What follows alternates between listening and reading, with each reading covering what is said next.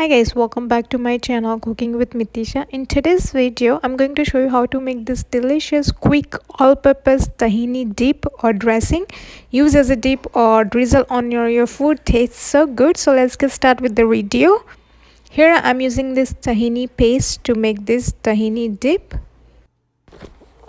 Using about tablespoon of tahini paste.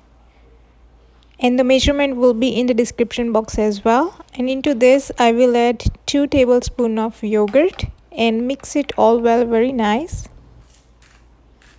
Now I will add black pepper, lemon juice,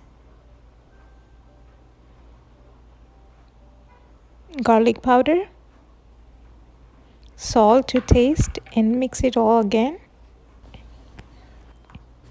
I will add dry parsley flakes, but you can also use fresh parsley instead of dry. And our dip is ready. This is thick, so let me show you how I like to serve. If you want to use dip, you can use this thick. Otherwise you can make it runnier or thinner for your dressing or just to drizzle on your food.